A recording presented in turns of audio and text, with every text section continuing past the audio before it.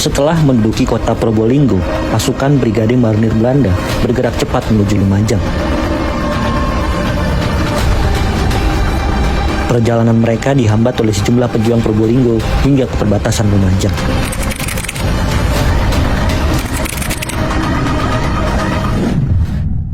Menjelang sore, pasukan Belanda sudah menguasai kawasan di sekitar jembatan Drangdang, perbatasan Lumajang dan Probolinggo.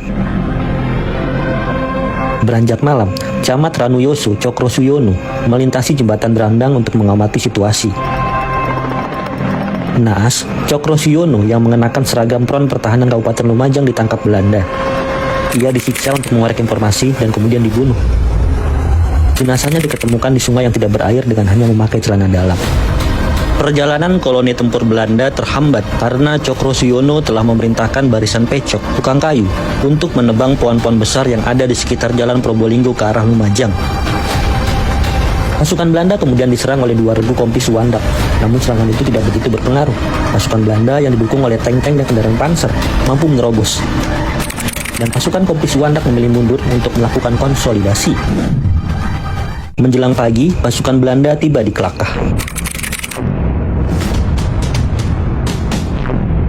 Ketika pasukan Belanda mulai melaju dan tiba di jalan silang perlintasan kereta api Kelakah,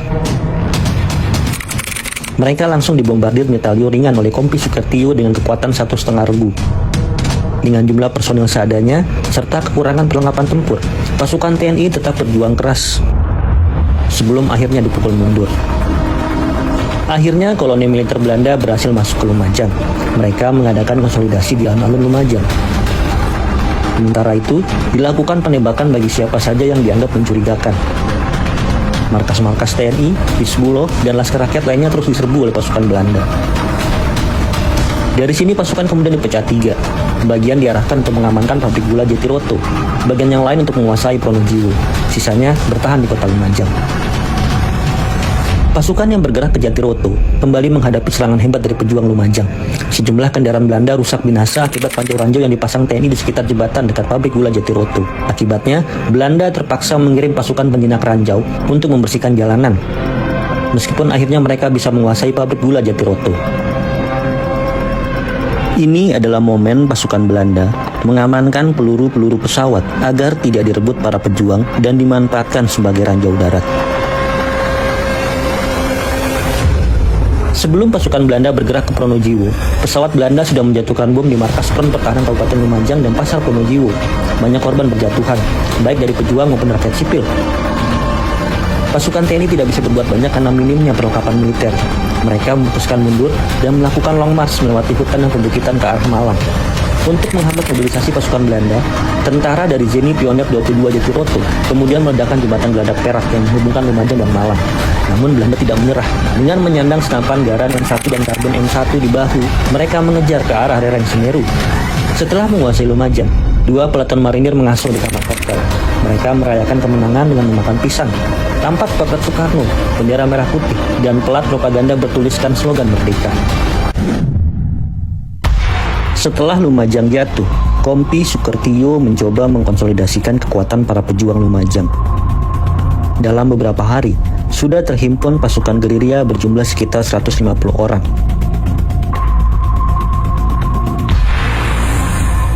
Kompi ini terdiri dari personil Batalion Lumajang Ketunggen, Mayor Santoso, Resimen Infanteri 39 Menak Koncar, Letkol Muhammad Sruji, Divisi 7 Untung Suropati, Kolonel Imam Sujai, serta sejumlah pemuda dari Laskar Rakyat.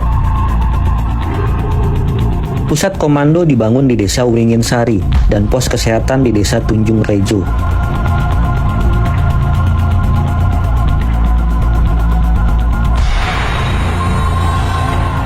Pada 29 Juli 1947, Kompi Sukertio dengan bantuan pasukan lain menyerang tangsi Belanda di Jatiroto dan merampas senjata mereka. Kira-kira 1 regu tentara Belanda tewas. Kemudian Belanda melakukan pembalasan dengan mengepung Rowokakung, namun tidak berhasil menangkap seorang pun pasukan gerilya. Pasukan Belanda yang marah kemudian menangkap sekitar 15 penduduk desa dan beberapa orang ditembak mati serta disiksa. Pada Agustus 1947, terjadi serangan penghadangan yang gemilang di muka desa PP Yosowilangun.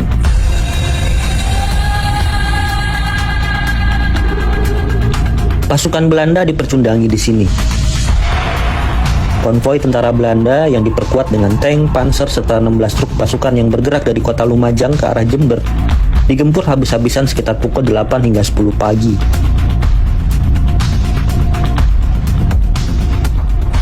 Dilaporkan, kurang lebih 50 tentara Belanda tewas dan dievakuasi pada pukul 1 siang setelah mendapat bantuan dari Lumajang.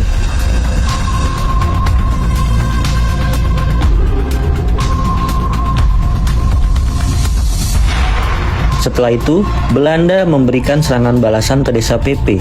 Mereka membombardir dengan peluru dan penembakan mortar. Akan tetapi, seluruh penduduk desa sudah mengungsi bersama Kompi ke Rewokakung.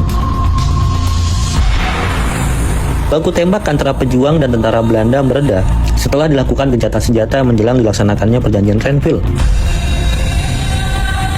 Setelah perjanjian Renville ditandatangani, semua pasukan TNI hijrah menuju daerah Republik menuju Malang, yaitu Kepanjen, Turen, Sedayu, Dampit.